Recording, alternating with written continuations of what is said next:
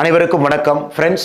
Today India's leading English newspaper Times of India has published an article based on the RTA documents that I have received some time back with respect to the Kachativu island that was ceded to Sri Lanka in 1974 by the government of India.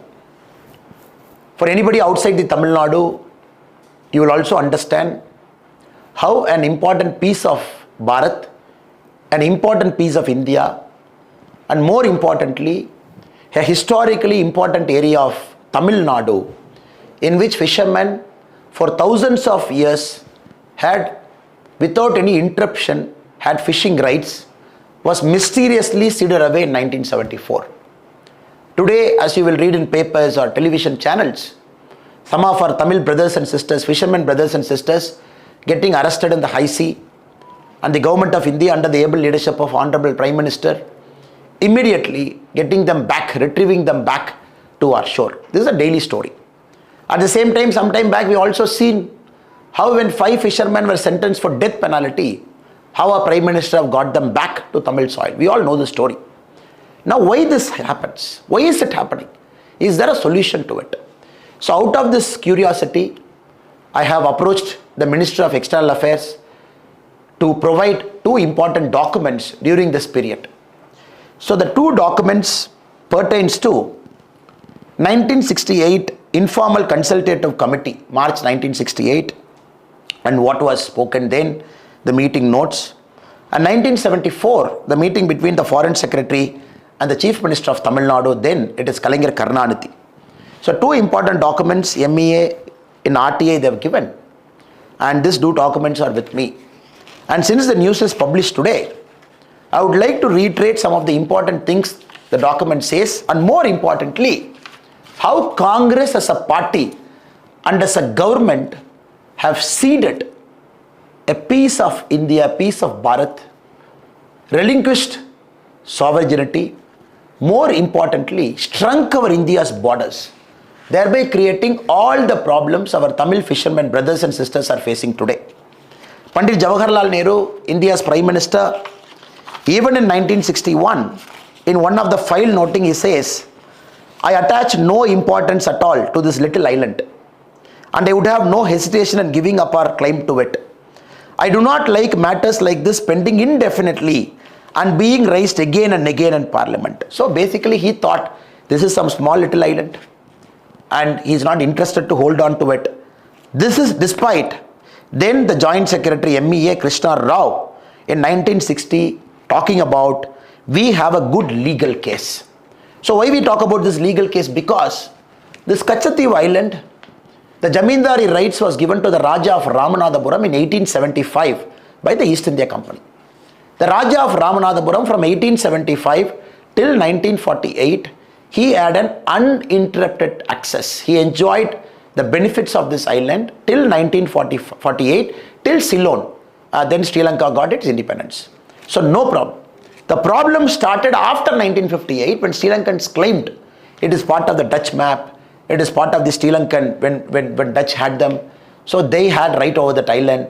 When they refused Indian officers, military officers, they refused permission for them to enter into that island. It started then. So in all the file notings we can see the officers who are working for MEA under the Indian government were very clear. India has got the best legal case. The Attorney General, the highly respected Sri M.C. Sittlewat, he also mentions that the balance lies in favor and the sovereignty of the island was and is in India. This is a highly respected, the Attorney General himself making a note. Despite that, Nehruji said it's a small little piece of island he wants to give away. Now slowly we could see, if you look at all of those papers, including the Commonwealth Secretary Y.D. Gundevia, in his notes also, when we read it, we could clearly see that the Indian government was not at all interested in taking over claim over that island and making sure Sri Lanka doesn't have a case. Slowly, steadily, each of those claims was allowed, and Sri Lanka was allowed to build a case after case after case that this belongs to their island. They were able to show some map, and India, especially the government of India, unquestioningly just refusing to even talk about it.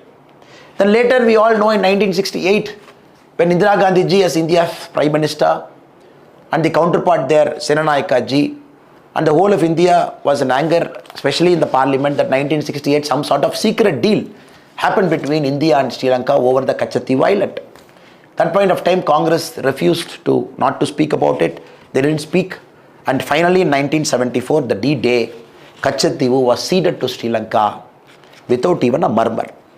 Just to make sure no riots happen in Tamil Nadu, they brought in Article 6 which said, even if Kachatti was ceded to Sri Lanka, the fishermen brothers and sisters of Tamil Nadu will have complete rights over that island. The fishermen will go, their nets can be put there for drying and they can come back. So nobody is going to question them. They can fish around Kachatti also. Now even that was blatantly taken 1 year later. Between the two foreign secretaries illegally, they removed Article 6 whereby the Kachatti was completely lost to Sri Lanka. That is why right now we see the fishermen brothers and sisters from Tamil Nadu, when their grandparents, when their forefathers, when their fathers were able to reach Kachatti, even till Nedunthievu, right now it's a problem. So you see all kinds of issues. Now who is responsible? Congress is 100% purely responsible. Who connived with Congress? The DMK government under Kalaignar Karunanidhi. They were hand in glove with the Congress government in ceding out. So tomorrow when we speak, I would like to talk on the second part of the document, the discussion between the Foreign Secretary and the Tamil Nadu then Chief Minister about how they are planning to give away and how they are going to control this political anger and everything. So today we can safely say Congress, whenever they were in power in India, they had the least interest in securing India's border, territorial integrity and sovereignty. So this is the document that I have with me. And the first part is the 1968 Consultative Committee meeting documents, and the file notings are there.